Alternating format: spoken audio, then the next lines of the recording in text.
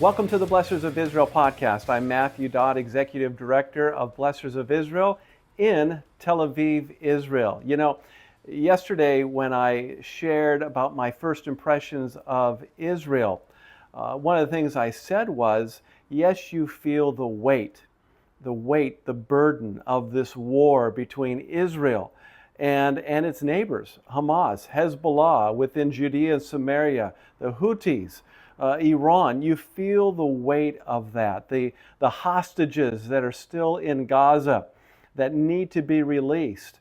And then the reality that they have begun again, the IDF, bombing strategically in Gaza because Hamas has strengthened its forces during the ceasefire. But at the same time, there's this sense of things going back to normal. Well, the reality of what Israel's been going through for almost 18 months really came home to me around 4 a.m. this last morning. You see, around 4 a.m., suddenly I heard sirens going off. And at first I'm wondering, am I hearing what I think I'm hearing? And then it dawned on me, I sure am. So I collected my things and I went downstairs. There's a bomb shelter at the basement of the hotel. And there in the basement of the hotel, I waited 10 minutes until everything was clear for me to go back to my room. And while I was there, I noticed that in addition to men and women, there were also some high schoolers there. And I was wondering, especially with the high schoolers, how they got downstairs so fast. Now, I know they're younger than me, so I get that part. But I noticed that they were looking on their phones. And so I spoke to one of them, an 11th grader. He told me that they were there in Tel Aviv for a robotics competition.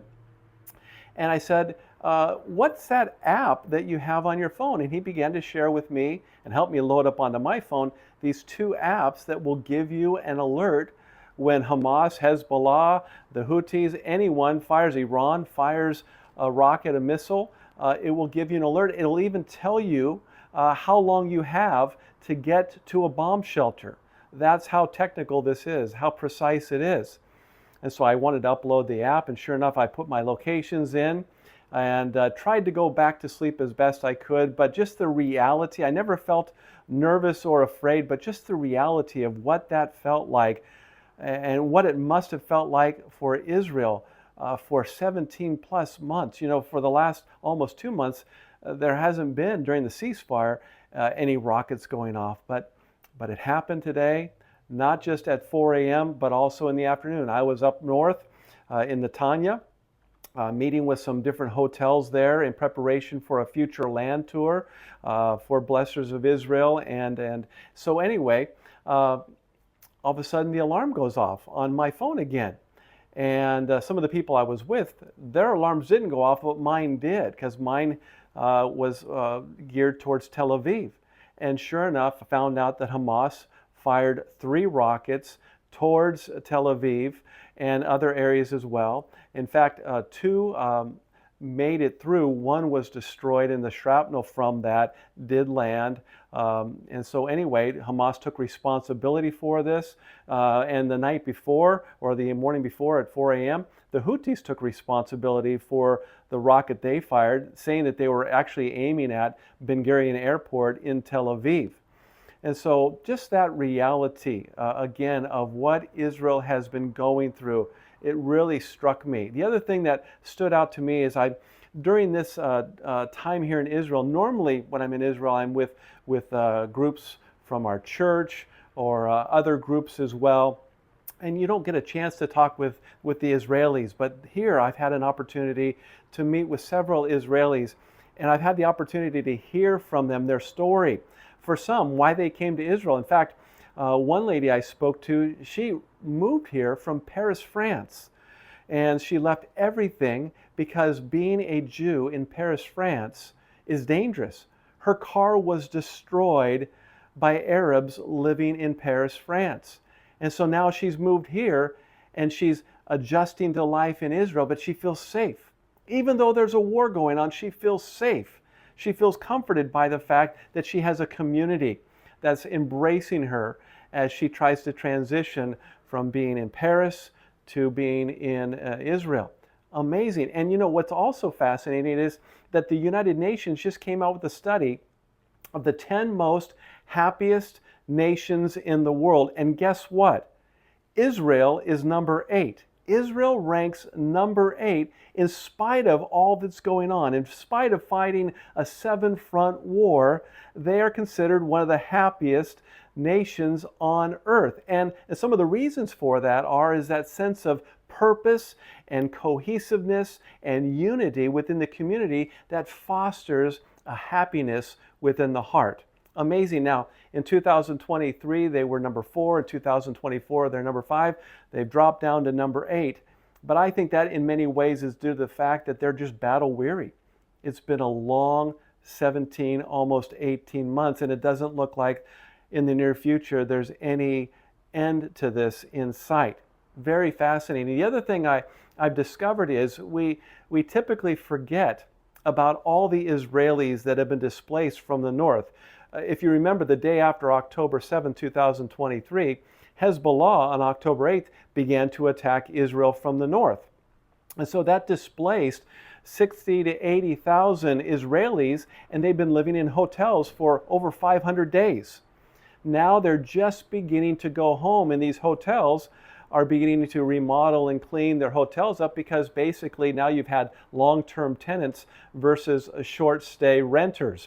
So very fascinating. But again, like this one man told me yesterday in Galilee, these people have lived with us for so long. They're like part of our family.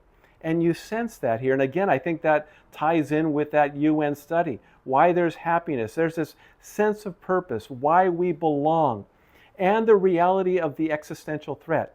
The other thing I've heard over and over again is before October 7th, when Hamas attacked Israel, killing over 1,200 people, taking many people hostages, raping women, beheading and burning babies.